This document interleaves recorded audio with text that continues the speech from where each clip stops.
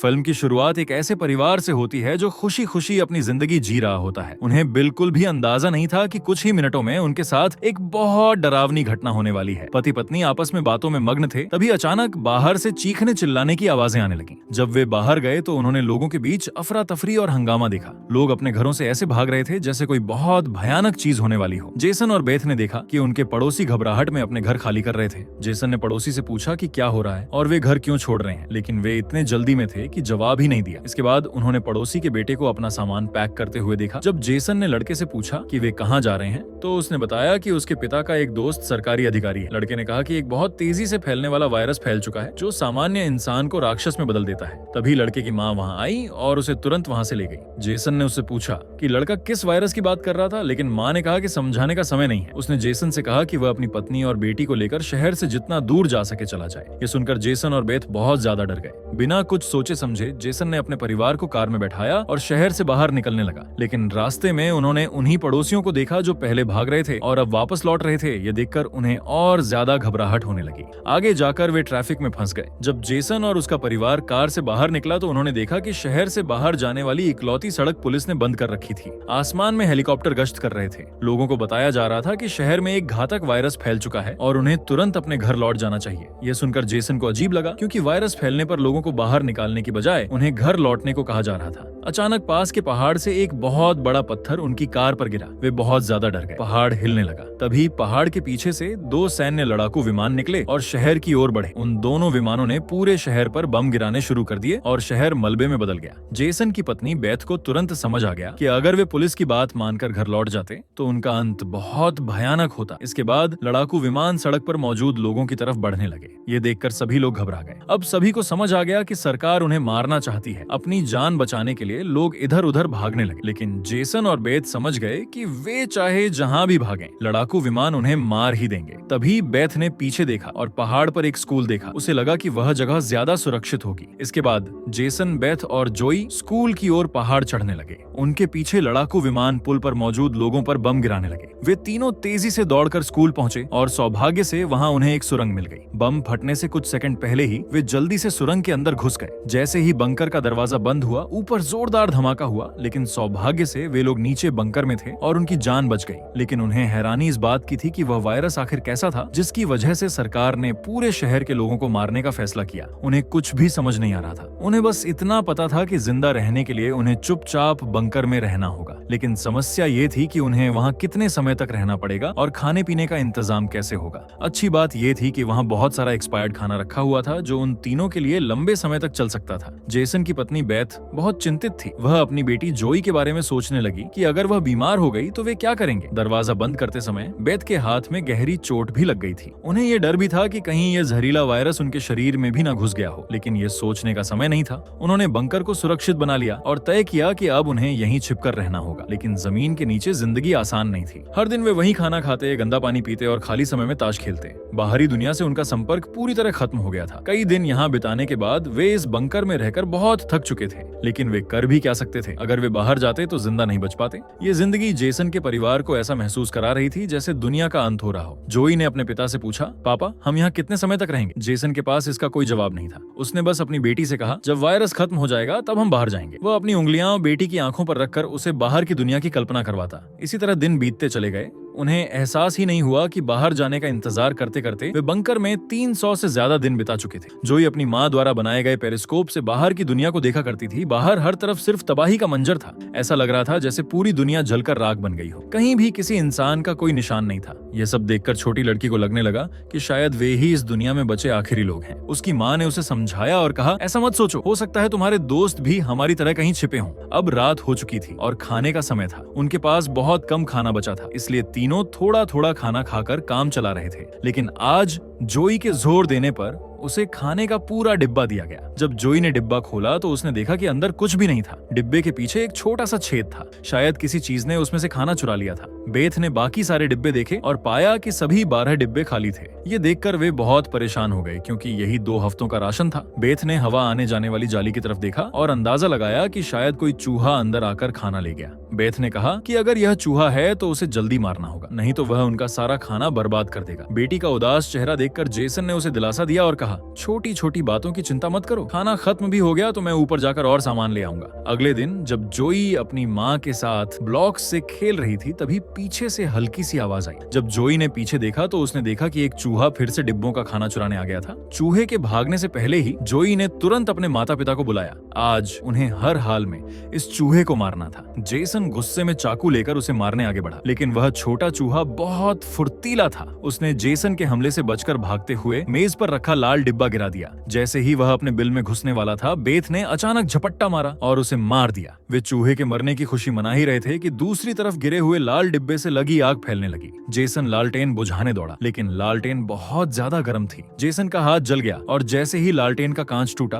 पूरी मेज में आग लग गई। बेथ ने पर्दा फाड़कर आग बुझाने की कोशिश की। जेसन नल से आधी बाल्टी पानी लाया और आग पर डाल दिया। किसी तरह उन्होंने आग बुझा दी, लेकिन खतरा खत्म नहीं हुआ था, बल्कि हालात और भी मुश्किल होने वाले थे। आग तो बुझ गई थी, लेकिन धुआं पूरे बंकर में भर गया था और वह धीरे धीरे जाली से बाहर जा रहा था। यह देखकर वे डर गए, क्योंकि धुआं उनकी छिपने की जगह को उजागर कर रहा था। अब सभी लोग सांस रोके हुए बैठे थे। जेसन ने कहा कि शायद रात का अंधेरा धुएं को छिपा देगा और कोई उनकी जगह का पता नहीं लगा पाएगा। तीनों डर के साये में पूरी रात जागते रहे। अगली सुबह तसल्ली के लिए उन्होंने पेरिस्कोप से बाहर देखा और यह देखकर उनके पैरों तले जमीन खिसक गई। उन्होंने देखा कि बाहर धुएं का बहुत बड़ा बादल उठ रहा था। यह देखकर उनकी घबराहट और बढ़ गई। उन्हें पूरा यकीन हो गया कि उनकी छिपने की जगह का राज खुल चुका है। फिर बेथ ने कहा कि अगर धुआं है तो पास में राख भी जमा हुई होगी। उस राख की जांच करके कोई उनकी छिपने की जगह तक पहुंच सकता है, इसलिए उन्हें राख साफ करनी होगी। इसके बाद पति पत्नी ने बाहर जाकर साफ करने का फैसला किया। उन्होंने दरवाजे की जंजीर खोली। उन्होंने बाहर की आवाजें ध्यान से सुनी और जब यकीन हो गया कि बाहर कोई नहीं है, तब दोनों बंकर का दरवाजा खोलकर बाहर गए। अब उनकी बेटी अंदर अकेली रह गई। वह अपने माता पिता का इंतजार कर रही थी। काफी देर तक इंतजार करने के बाद जब माता पिता नहीं लौटे तो वह स्टूल पर चढ़कर दूरबीन से बाहर देखने लगी। जल्दी ही उसने देखा कि उसके माता पिता बंकर के दरवाजे को छिपाने की कोशिश कर रहे थे, लेकिन तभी जोई ने कुछ ऐसा देखा कि उसकी सांस अटक गई। उसने जंगल में दूर एक काली परछाई देखी जो तेजी से उनकी ओर बढ़ रही थी। बच्ची जोर से चिल्लाई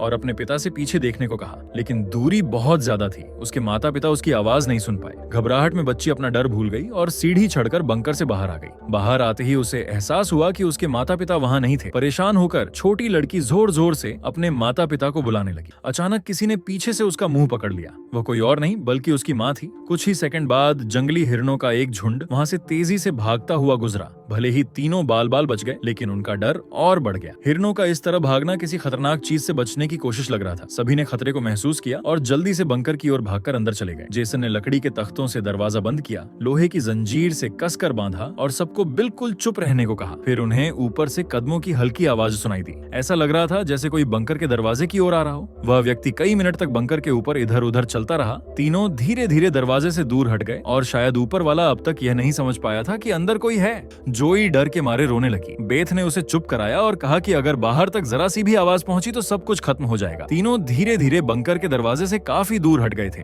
वे इसलिए दूर जा रहे थे ताकि अगर ऊपर से कोई दरवाजा खोले भी तो वे नीचे से दिखाई न दे। तभी जोई के हाथ में पकड़ी गुड़िया की डोरी एक स्क्रू में फंस गई। वह स्क्रू धीरे धीरे ढीला होने लगा। यह देखकर जेसन और बेथ की सांस अटक गई, क्योंकि वह डोरी गुड़िया के अंदर लगे साउंड स्विच से जुड़ी थी। वे कुछ कर पाते उससे पहले ही स्क्रू झटके से निकल गया और उसी पल गुड़िया से तेज आवाजें आने लगी। जेसन ने तुरंत गुड़िया को फाड़ दिया और उसके अंदर का स्पीकर तोड़ दिया, लेकिन तब तक बहुत देर हो चुकी थी। जो चीज ऊपर से उनका पीछा कर रही थी उसे उनकी मौजूदगी का पता चल चुका था। अचानक ऊपर से जोरदार धमाका हुआ और फिर भारी कदमों की आवाज ठीक बंकर के दरवाजे के ऊपर रुक गई। उसने आखिरकार उनकी छिपने की जगह ढूंढ ली थी और उसे खोलने की कोशिश कर रहा था। वह जोर से बंकर के ढक्कन को धक्का दे रहा था और जंजीरों से बंद होने के बावजूद खतरा साफ महसूस हो रहा था और ऊपर मौजूद राक्षस को यकीन हो गया था कि अंदर कोई है। भले ही दरवाजा मजबूत जंजीरों से बंद था, लेकिन उस डरावनी ताकत के सामने जंजीरें एक एक करके टूटने लगीं। यह देखकर जेसन समझ गया कि दरवाजा ज्यादा देर तक टिक नहीं पाएगा, इसलिए वह जल्दी से अंदर भागा और पानी की मोटर की पाइप निकालने लगा। यहाँ बेथ ने भी हिम्मत दिखाई और सीढ़ी पर चढ़कर अपने शरीर के वजन से जंजीर खींचकर दरवाजा बंद रखने की कोशिश की, लेकिन फिर भी लोहे का ढक्कन धीरे धीरे खुलने लगा। तभी दरवाजे के ऊपर एक काली परछाई दिखाई दी, जिसकी आंखें बल्ब की तरह चमक रही थीं। ऐसा लग रहा था जैसे उनकी मौत ऊपर से उन्हें घूर रही हो। जेसन ने बिना सोचे पाइप से उस पर हमला किया, जिससे वह पीछे की ओर गिर गया। जेसन ने तुरंत पाइप को दरवाजे में फंसाकर उसे बंद किया और वह जीव वहां से भाग गया। लेकिन जेसन का शरीर अब भी जोर जोर से कांप रहा था। उसने कभी सोचा भी नहीं था कि बाहर की दुनिया में बेरहम सैनिकों के साथ साथ खतरनाक राक्षस भी होंगे। पूरा परिवार सीढ़ियों के पास उदास होकर बैठ गया, क्योंकि उनकी छिपने की जगह अब उजागर हो चुकी थी। उन्हें लगा कि उन पर किसी भी पल हमला हो सकता है और उन्होंने समझ लिया कि इस बार तो एक ही आया था, लेकिन लेकिन अगली बार कई होंगे और वे उनके सामने बेबस होंगे। थोड़ी देर बाद अलमारी अचानक हिलने लगी। जेसन और बेथ समझ गए कि उसने अपने साथियों को बुला लिया है। ऊपर से जोरदार कदमों की आवाजें आने लगी, जैसे हजारों जीव उनके सिर के ऊपर दौड़ रहे हों। फिर वे सभी बंकर के दरवाजे के पास इकट्ठा हो गए। नीचे जेसन, बेथ और जोई डर के मारे कांप रहे थे। अचानक उन्होंने जोरदार हमला कर दिया। इस बार उनकी ताकत पहले से कहीं ज्यादा थी। मजबूत लोहे का दरवाजा टूटकर गिर गया और बंकर के पर कई चमकती आंखें दिखीं, जिसे देखकर वे डर के मारे भागने लगे। लेकिन राक्षस उनका पीछा कर रहे थे। बेथ ने अपनी तेल की लालटेन फेंकी, जिससे उनके बीच का पर्दा जल गया और फिर मिलकर एक अलमारी को रास्ता रोकने के लिए धकेल दिया। वे सभी तेजी से बंकर के और अंदर भाग गए, लेकिन उन्हें पता था कि यह ज्यादा देर तक उन्हें नहीं रोक पाएगा। तभी लड़की की नजर जमीन की ओर जाने वाले वेंटिलेशन शाफ्ट पर पड़ी। जेसन ने जोर लगाकर उसे तोड़ा और पूरी ताकत से अपनी पत्नी और बेटी को बाहर धकेल दिया। लेकिन जब वह खुद बाहर निकलने लगा तो संकरे रास्ते में फंस गया। दूसरी तरफ राक्षस नजदीक आ रहे थे। जेसन को किसी भी तरह बाहर निकलना था। उसे कोई और रास्ता नजर नहीं आया, इसलिए उसने दर्द से चीखते हुए अपनी ही कॉलरबोन तोड़ ली। लेकिन जल्दी ही खुद को संभालकर वह वेंटिलेशन शाफ्ट में घुस गया। एक पल भी बर्बाद किए बिना बेथ ने पूरी ताकत से जेसन को बाहर खींच लिया। जैसे ही जेसन बाहर निकलने वाला था, एक विशाल जीव ने उसका पैर पकड़ लिया। जेसन समझ गया कि अब बचना नामुमकिन है। जेसन ने अपनी पत्नी की आंखों में देखा और कहा कि चाहे कुछ भी हो, वह जोई को कुछ न होने दे। और अगले ही पल राक्षस उसे बंकर में खींच ले गया। लेकिन बंकर के अंदर जेसन राक्षसों से डरने के बजाय उन्हें ललकारने लगा और बोला, आओ देखते हैं तुम कितने ताकतवर हो। जब बेथ और जोई ने नीचे देखा तो उन्होंने बंकर से जोरदार चीखें सुनी। बेथ समझ गई कि उसका पति उन्हें भागने का समय देने के लिए लड़ रहा है। दर्द के बावजूद वह अपनी बेटी को लेकर भागी और राक्षस से काफी दूर निकल गई। लेकिन भागते हुए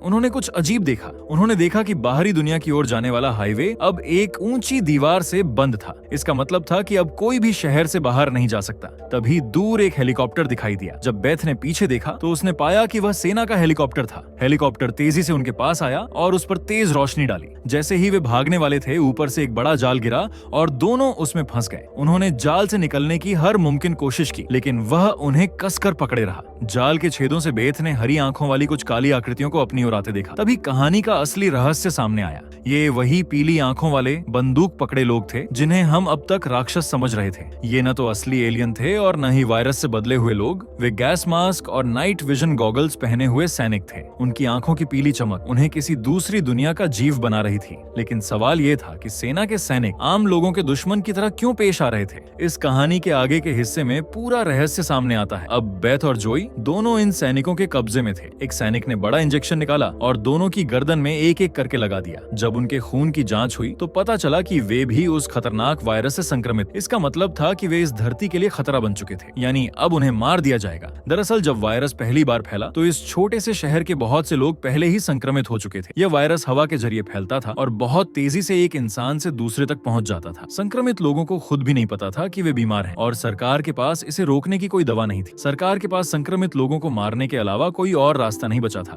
बेथ रोते हुए गिड़गिड़ाती है, कृपया मेरी बच्ची को छोड़ दीजिए। जब बेथ ने देखा कि सैनिक उसकी छोटी बेटी को भी नहीं छोड़ेंगे तो वह पूरी तरह गुस्से से भर गई। उसके चेहरे पर काले निशान उभरने लगे, लेकिन वह कुछ कर पाती उससे पहले ही एक सैनिक की गर्दन से खून का फव्वारा फूट पड़ा। वह कोई और नहीं बल्कि जेसन था, जो मौत के करीब से वापस आया था। बंकर में जेसन मरा नहीं था, बल्कि उसने खुद पर काबू खो दिया और वहां मौजूद सभी सैनिकों को मार डाला। उसके चेहरे पर काले निशान थे, उसकी आंखें गुस्से से लाल थीं और उसकी ताकत कई गुना बढ़ चुकी थी। साफ था कि वह अब वही पुराना जेसन नहीं रहा था, वह किसी और ही रूप में बदल चुका था। वह सैनिकों पर झपट पड़ा और उन्हें मारने लगा, लेकिन वह गोलियों को रोक नहीं सका और जमीन पर गिर पड़ा। जब सैनिक बेथ और जोई की ओर बढ़े तब तक वे दोनों खुद को आजाद कर भाग चुकी थी। सैनिक उन्हें हर जगह ढूंढने लगे, लेकिन उन्हें यह पता नहीं था कि बेथ भी एक राक्षसी रूप में बदल चुकी थी। उसने जोई को एक कार में छिपाया और खुद सैनिकों से लड़ने लगी। उसने कई सैनिकों को मार दिया और फिर गोली लगने के बाद कार की छत पर गिर पड़ी। अंधेरे में छिपी उसकी बेटी ने यह सब देखा। अपने माता पिता की हालत देखकर वह भी गुस्से से भर गई और खुद पर काबू खो बैठी और एक ही छलांग में उसने एक सैनिक को गिरा दिया। उसका मास्क तोड़ दिया और उसे मारने ही वाली थी कि बेथ ने उसे समय रहते रोक लिया। वह नहीं चाहती थी कि उसकी बेटी भी राक्षस बन जाए। बेथ ने उसे शांत किया। धीरे धीरे लड़की की त्वचा पर दिख रही हरी नसें गायब हो गईं और वह फिर से एक सामान्य इंसान बन गई। लेकिन उस सैनिक की किस्मत इतनी अच्छी नहीं थी। उसका सेफ्टी मास्क टूट चुका था और वह धीरे धीरे वायरस से संक्रमित हो रहा था। इसी बीच जेसन जेसन की हालत बहुत ज्यादा खराब हो चुकी थी। अपनी बेटी के चेहरे को देखते हुए उसने 2 उंगलियों से प्यार से उसकी आंखों को छुआ और फिर जेसन ने हमेशा के लिए अपनी आंखें बंद कर ली, यानी उसकी मौत हो गई। उसी समय वहाँ एक और हेलीकॉप्टर आ गया। बेथ अपनी बेटी के साथ वहाँ से भाग गई। मलबे के ढेर को पार करते हुए वे दोनों एक सुरंग में घुस गईं। अचानक उनकी आंखों पर तेज रोशनी पड़ी। ध्यान से देखने पर उन्हें वहीं पड़ोस का छोटा लड़का दिखा जिसे कहानी की शुरुआत में देखा गया था। इसके बाद वे दोनों उसके पीछे पीछे चल पड़ी। वह लड़का उन्हें एक गुफा जैसी सुरंग में ले गया जहाँ उसके माता पिता और बहुत से दूसरे लोग छिपे हुए थे। असल में वहाँ मौजूद सभी लोग वायरस से संक्रमित थे, बिल्कुल बेथ और उसकी बेटी की तरह। जिंदा रहने के लिए उन्हें अंधेरे में चूहों की तरह छिप छिप कर रहना पड़ रहा था। ये वायरस खतरनाक तो था लेकिन जानलेवा नहीं था। जब संक्रमित व्यक्ति डर जाता था या अपने गुस्से पर काबू नहीं रख पाता था तब ये वायरस उसके शरीर पर ज्यादा असर करता था। लेकिन असलियत में इन लोगों ने खुद पर नियंत्रण करना सीख लिया था। वे शहर से आए सैनिकों को राक्षस समझते थे, लेकिन सच्चाई ये थी कि असली राक्षस वही सैनिक थे। इसी भावुक और रहस्यमय पल के साथ ये मूवी खत्म हो जाती है। अगर वीडियो पसंद आए तो लाइक करें और हमारे चैनल को सब्सक्राइब करें। Thanks for watching.